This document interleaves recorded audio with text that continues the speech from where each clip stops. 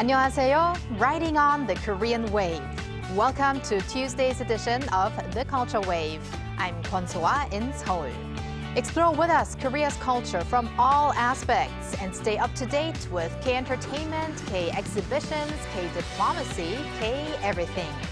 And we're going to do all of that together with my co-host Walter Lee joining me. Hello, Walter. Hello, Soa, and hello to our viewers at home. Walter Lee here to co-host alongside Soa. And of course, I have the latest in K-Ent news just for you, just around the corner. Walter, the countdown is running. My regular question, how many days left until APEC, is becoming much easier now. It is indeed, and let me just, 1 and 2 and, 3, or 3, 2, 1? Yes, 1 and 2 and 3 days left. Shout out to Konu here. Exactly. And yes, now we are just about to have the APEC meeting begin. And with that, we're going to have a lot of delegations in the country. Some of them may have already arrived. Some of them are on the plane.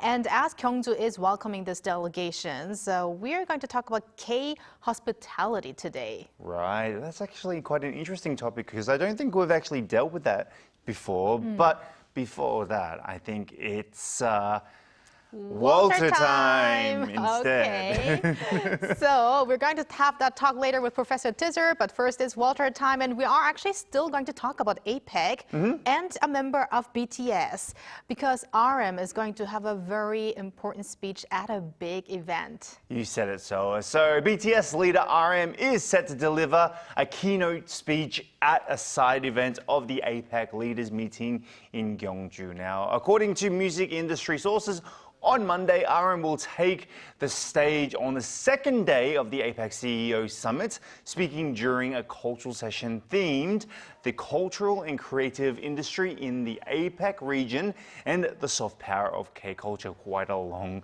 title indeed. Now, RM is expected to draw from his experience as the leader of BTS, the group that happens to be the face of the K-pop phenomenon, to share his insights on the influence and global significance of Korean culture.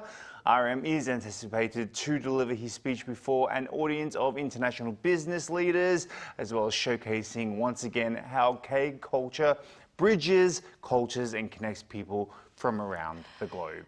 It might be quite a nerve-wracking experience, but maybe not so much for RM, because we saw him before on the big stage at the United Nations. Exactly. And I mean, he spoke with such confidence. I can so imagine him for this new speech again, and especially speaking about the soft power of K-culture. Yes, exactly. He'll be the perfect guy to do that. And Walter, next we have a birthday to celebrate, and also a generous deed coming along with it. Yes, indeed we do. So Stray Kids member Lee No celebrated his 27th birthday on October 25th with a generous act of giving, donating a total of 200 million Korean won, or roughly 139,000 US dollars. Now, this is according to his agency JYP Entertainment on Monday. Now, Lee No contributed 100 million won each to Samsung Medical Center and the cat protection group 나비야 사랑해. So, at Samsung Medical Center, the funds will help cover treatment, surgeries, and transplants for both adult patients with serious illnesses and children in need of medical care. Meanwhile, the donation to 나비야 사랑해 will support the organization's efforts to rescuing, sheltering, and caring for abandoned cats. Our viewers abroad might not be really familiar with 나비야 사랑해, that word, because 나비 actually means butterfly in Korean. Yes, it does. So those who did a little bit of Korean, they probably might wonder why 나비야. It's because in Korea you call cats 나비야 very often. It's a very familiar name to call cats. But Walter, do you know why you call cats 나비야? Tell me, Soa. Actually, there are a lot of reasons, so I'm not sure which one. I mean, they say there's not a specific reason, explanation for that, but it could be the patterns of the cat's fur that might look like a 나비야 butterfly. Yeah, that or makes sense. Also because both of them are very elegant animals. They are indeed. I do love cats and butterflies, to be honest with you. And I have to say, it's a very kind-hearted gesture to do on a birthday. And now, Walter, we're going to turn to a subject that some gym junkies would love to hear. Yes, indeed. It's time who has the best athletes in Asia? Let's see as Physical Asia kicks off today, Tuesday, Korea time. Now, the show is a fierce physical war that sees 8 Asian nations, that's including Korea, Japan, Thailand, Mongolia, Turkey, Indonesia, Australia, and also the Philippines, going head-to-head or bicep to bicep. This season marks the first international edition of the Korean hit series Physical 100. Now, Physical 100 Asia features legendary athletes from across the region, including the very well-known Philippine boxing icon Manny Pacquiao, Japan's MMA icon Yushin Okami, the former UFC middleweight champion Australia's Robert Whittaker, and former UFC middleweight legend Korea's stun gun Kim Dong-hyun. Now, the grand prize for the winner of the Physical Asia is 1 billion Korean won, which is approximately around $700,000 US. Wow. Well, let's root for 대한민국. Well, thank you very much, Walter, for that. And please stick around. Will do. And now let's move on to our AI anchor, Ari, for more on the culture front. Ari? Hello and welcome to your AI guide to the latest cultural updates from Korea. Here's our top story. First Lady Kim Hae-kyung attended a Korean food promotional event held on the sidelines of the ASEAN Summit in Malaysia. Kim visited the K-Fresh Food Universe pop-up store at a shopping mall in Kuala Lumpur on Monday, where she expressed hope that K-food will establish a stronger foothold in the Southeast Asian market based on quality and trust. Earlier in the day, Kim joined the summit's official spouses program at the Malaysian heritage site Seri Negara, where she experienced local culture and extended an invitation to the upcoming APEC economic leaders meeting in Gyeongju. With the start of the 2025 APEC Economic Leaders Week, excitement is building among local merchants in Gyeongju's tourist districts. Hangnidan-gil, one of the city's signature attractions, has seen a sharp rise in visitors from Japan, China, the United States and beyond, with the main shopping street and nearby restaurants bustling even on weekdays. Tourists also flock to nearby landmarks such as Cheonmachong and Daereungwon, where APEC-related events, including media art exhibitions, are underway. The Gyeongju Merchants Association voiced hope that the APEC gathering will generate lasting momentum for the city's tourism and service industries. Pope Leo XIV is set to visit Korea in the summer of 2027, which will be his first trip to the country since his inauguration. According to the Seoul World Youth Day Organizing Committee, the Pope's welcoming ceremony is scheduled for August 5th, with Gwanghwamun Square or Sangam World Cup Stadium being considered as possible venues. The sending mass, expected to attract up to 1 million attendees, is likely to take place at Olympic Park. This will mark the first papal visit to Korea in 13 years, since Pope Francis, and the fourth visit by a pope in the country's history. That's all from me. Stay tuned to the Culture Wave.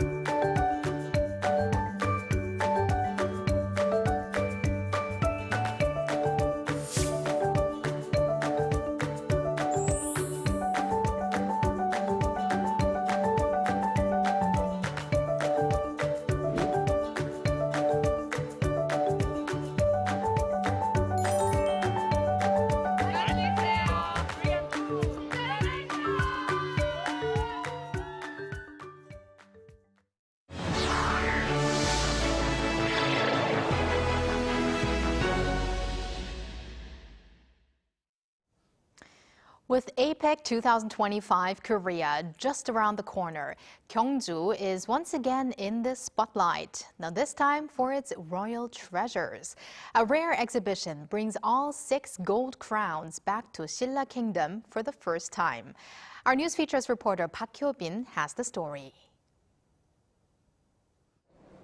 The host city of APEC 2025 Korea, Gyeongju, was once the center of the ancient Silla Kingdom known as the Land of Gold.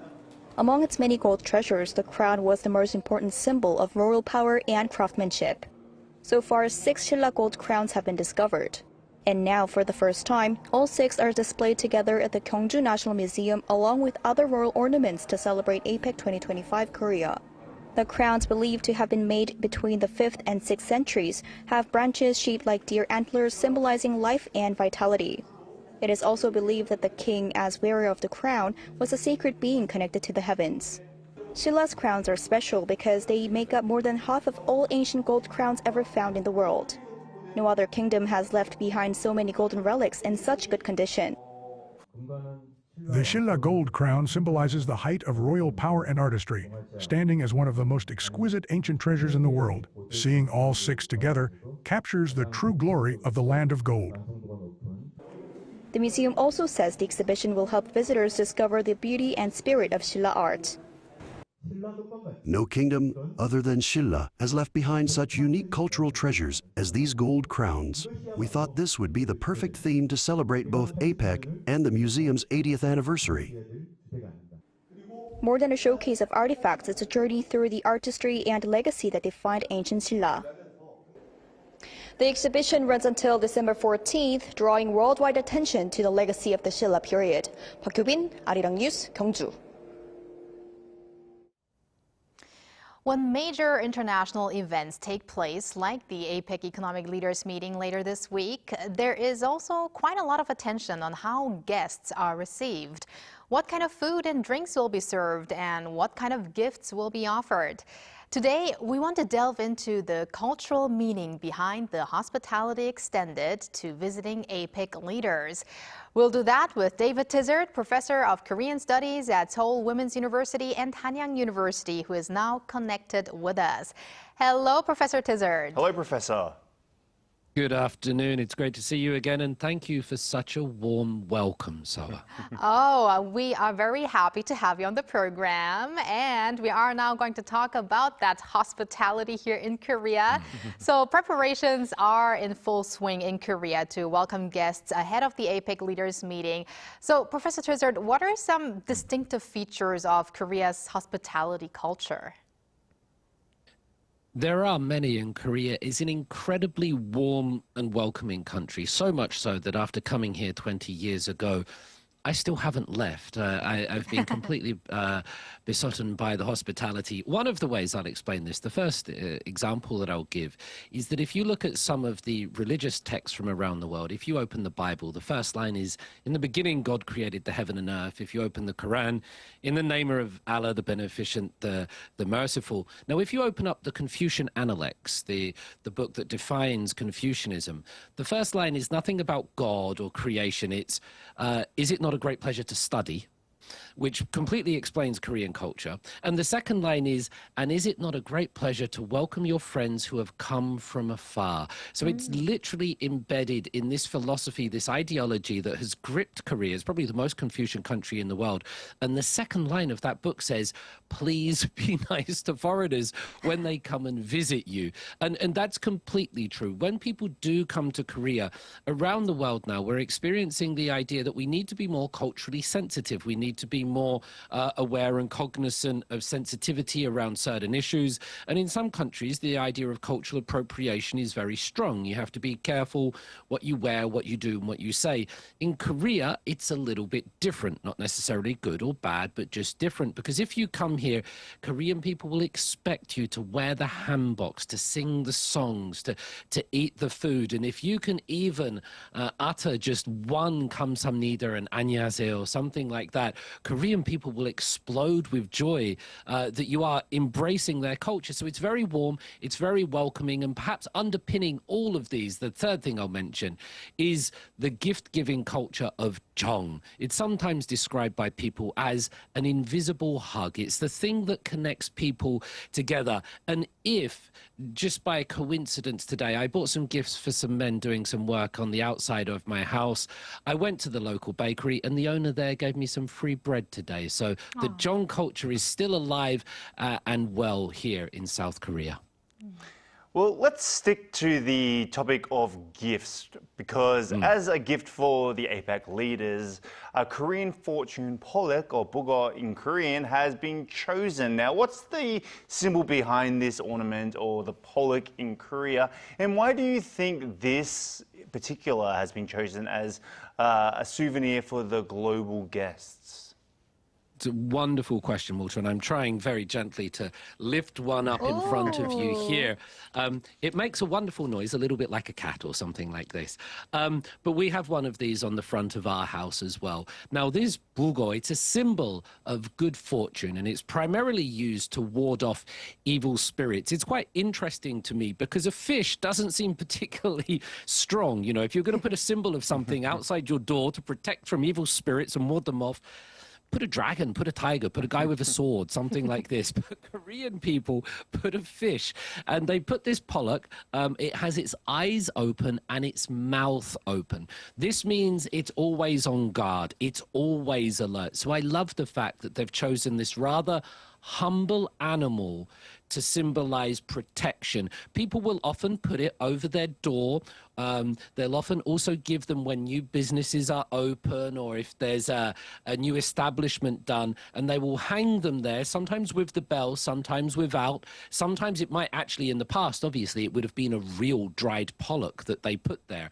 You can see the images. But a lot of the time now, it would just be a wooden one. You can buy them at temples around the country. They're rather cheap, and they just add a little bit of color. Now, I do really like the fact that they have chosen this as a gift because it's so unique to Korea. And if I'm going to be 100% honest, it's not the most beautiful animal. It's not the cutest of thing. It doesn't have these big doe eyes or fur that you can stroke. But I love that they've chosen it because it is uniquely Korea, and it's steeped in the heritage. If you go to the temples, or if you go to places where you find traditional decorations, you will actually see even very large, big fish there, often beside bells. And this is to awaken things and protect. If you ever watch any of the movies that are related to shamanism in South Korea, like The Wailing or Pamyo, Exhuma, they'll always have these kind of sounds going off in the background. And that's the fish watching over the people of the country, and it will watch over the leaders of APEC when they come as well. How about that? Well, listening to your explanation, I really think that it's a good idea to have this pollack as a gift, and also the idea that it is looking over us. If we do have a dragon at the front door, maybe it could be intimidating to guests, but having a pollack, a humble little pollack, I think might be even a better idea. And now let's talk about the banquet menu. So speaking about pollack, which you can also eat. Yes. So that's my transition to the next question. So the banquet for the world leaders is said to be composed of dishes that represent Gyeongju and also Korea.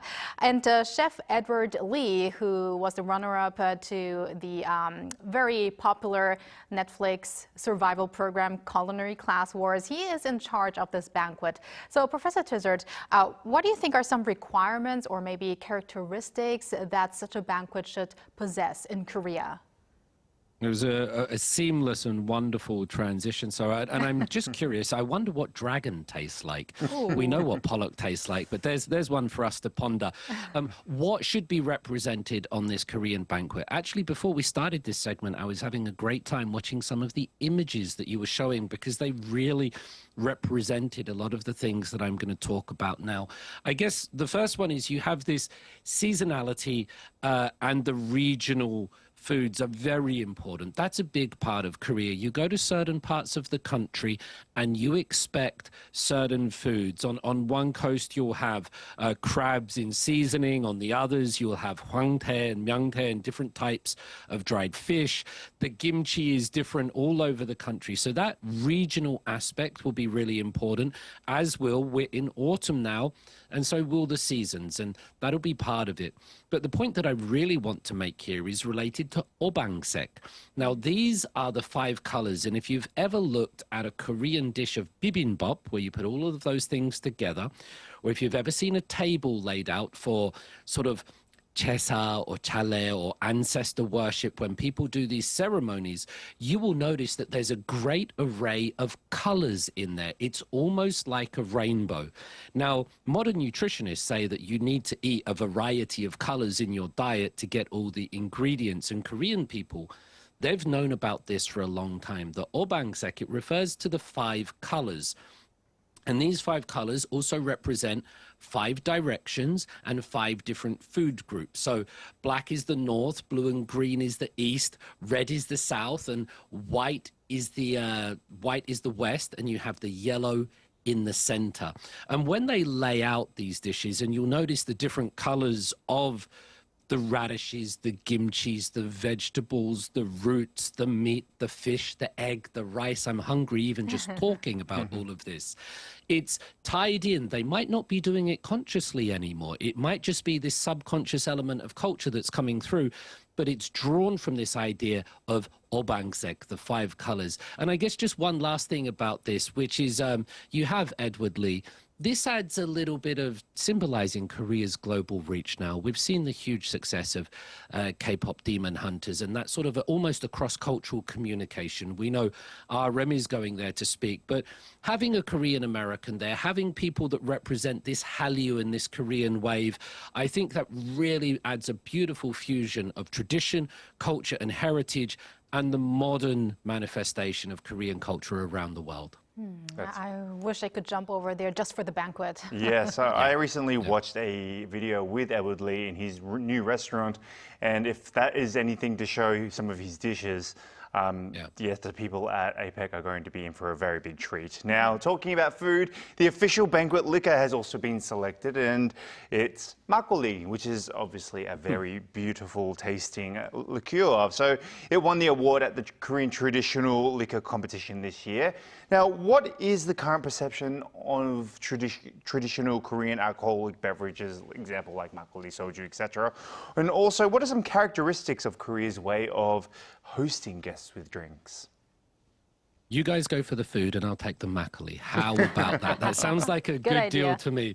And the way you described it, Walter, was fantastic. Something like a beautiful tasting liqueur. Yeah. It's makgeolli. What's really interesting, this traditional rice wine that's in Korea, and it comes in all different varieties, doesn't it? It comes in all different flavors, different styles, different alcohol percentages. It's a wonderfully versatile drink that's available for everyone. If you speak to people of a certain generation, you know, people in their 40s, 50s, and 60s, and you mention that you're going to drink makgeolli, they'll look at you and say, be careful, that will give you a headache. That's some stuff because of the way it used to be brewed. So it had this reputation of being a very, a drink of the working class almost, a drink of the farmers, something you would feel rough the next day. However, the processes and the gentrification, the modernization of this country means that now you can enjoy a couple of bottles of makgeolli, you know, within reason, and you'll feel fine the next day because the fermentation, the processes have all changed. And now it's actually quite classy. You can go to bars in Uljiro and you can order an old-fashioned, and someone next to you can order a martini and then a makgeolli to go with it. So it's really interesting how it's become a trendy drink. It's something that you associate with the hip and the Instagram stories. And the Korean drinking culture, well, you know, it's long been said, but that if you want to get things done in Korea, sometimes it's not just about breaking bread, but it's about pouring a drink for somebody and accepting a drink for somebody. This is a a very high context culture, and people do like to share alcohol with each other. We even see it during the North-South meetings with, I remember President Moon Jae-in and Kim Jong-un, they were going at it as well together over alcohol. So it's something that's embedded very traditionally in the Korean culture, and whether it's soju or makgeolli, it's very warm, it's very welcoming, and when it's done within reason and carefully, it's great at bringing people together. All right. Professor Tizard, we have time for a brief last question. Now, while the APEC leaders are in their conference halls, the spouses of the 21 heads of state are going to make tours such as to Bulguksa Temple and UNESCO heritage site. So what would be a recommendation from you, Professor Tizard, when it comes to a cultural experience? Let's just be a little bit strange for the last one then, and I would recommend that they get a 중명사진. They get an official photo done in Korea, and I say this to my international students sometimes because you can have photos of yourself taken all around the world, but if you get one of those photos done in Korea, it's not as if you're going to look Korean all of a sudden, but you get put through that filter of Korean lookism and beauty standards, and it comes out and you'll look at it and you go, oh, wow, I never knew that I could, I would, or perhaps I should look like that. So while they're going to the temples and finding their inner peace and inner penguin, also have a look what they might look on the outside by getting one of those photos done here, and it's something they'll be able to take with them and show their friends and family. Great tip, Professor Tizard. Thank you very much for your insights today, which gave us a better understanding of Korea's hospitality culture. And with that, I want to say, 감사합니다. Thank you, Professor. 감사합니다. And thank you, Walter, as always. We're going to have you back here tomorrow. See you very soon. Thank you for spending the past half an hour with us on The Culture Wave. Please join us again tomorrow on Wednesday at 2 p.m. Korea time.